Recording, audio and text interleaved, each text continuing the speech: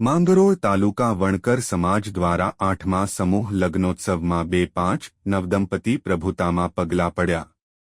માંગરોળ તાલુકા વણકર સમાજ દ્વારા 25 નવદંપતિઓની જોડીઓ સાથે ભવ્ય સમૂહ લગ્નોત્સવનું આયોજન કરવામાં આવ્યું હતું।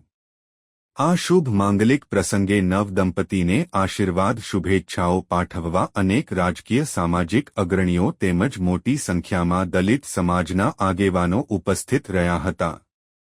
સમૂહ લગ્ન સમિતિ દ્વારા માંગરોળ ધારાસભ્ય ભગવાનજીભાઈ કરગટિયા અને કેશોદ ધારાસભ્ય દેવાભાઈ માલમ, જિલ્લા ભાજપ પ્રમુખ ચંદુભાઈ મકવાણા હાજરી આપી હતી અને તેમનું પણ પુષ્પ આપી સાલ ઓઢાડી સન્માન કરવામાં આવેલ। આ સમૂહ લગ્નમાં દાતાઓના સહયોગથી કન્યાઓને મોટા પ્રમાણમાં કરિયાવર આપવામાં આવેલ। આ પ્રસંગે ઉદાર હાથે દાન આપનાર દાતાઓનું સન્માન કરવામાં આવ્યું હતું અને સમૂહલગ્ન મહોત્સવને સફળ બનાવવા સહયોગ આપનાર તમામ લોકોનું પ્રમુખ જયંતભાઈ ચાંપા, મનીષભાઈ ગોહેલ, જીવાભાઈ સોલંકી, ભ્લુભાઈ પરમાર, વીરેન્દ્ર મકવાણા, જયંતી પરમાર સહિતના આગેવાની અને કમિટી દ્વારા આભાર વ્યક્ત કરવામાં આવ્યો હતો અને આ સમૂહ લગ્નમાં માકડિયા પરિવાર દ્વારા આ સમૂહ લગ્નમાં તમામ લોકો માટે સરસ મજાના શરબત પીવડાવવામાં આવ્યું હતું।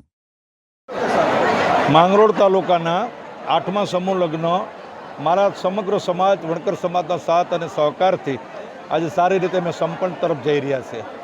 25 દંપતીઓના આ નવયુગલ સમૂહ લગ્નમાં ભાગ લીધો હતો। અમે આમાં ફક્ત ને ફક્ત માંગરોળ તાલુકા સિવાય વણકર સમાજ સિવાય કોઈનો ફાળો ફંડ લેતા નથી। આજે જે કદાચ કોઈ ચાંદલા રૂપમાં આપતા હોય તો ચાંદલો સ્વીકારીએ છીએ। અત્યાર સુધીમાં જેટલા 8મા લગ્ન અમે પૂરા કર્યા તેમાં અમે કોઈનો ફંડ ફાળો લીધો નથી અને આ સમૂહ લગ્નની અંદર નોકરિયાત વર્ગ, શ્રમજીવી વર્ગ, સામાજિક વર્ગ, રાજકીય વર્ગ અને અમારા સમાજના જે ગામડામાં રહે છે તમામ વણકર સમાજે સાથ અને સહકાર આપેલો છે। અમે એક દીકરીને 1 લાખ રૂપિયાની આસપાસનું અમે કરિયાવર આપીએ છીએ। અમે જે લગ્નમાં ભાગીદારી બને છે જે નવદંપતિના માતા અમે પાસ વ્યવસ્થા રાખતા નથી। અમે તેમની સંખ્યા નોંધવામાં આવે છે કે ભાઈ તમે કેટલા માણસો લે તો એ પ્રમાણે ભોજનની વ્યવસ્થા અમારી થઈ શકે છે। અમારા લગ્ન માંગરોળ તાલુકાના ક્રાઇટેરિયામાં એ રીતે રાખે કે આ દીકરી કે દીકરો મારા માંગરોળ તાલુકાનો હોવો જોઈએ। એટલે અમારી અત્યારે આમાં 23 દીકરીઓ છે અને 2 દીકરાઓએ આ સમૂહ લગ્નની અંદર માંગરોળ તાલુકાના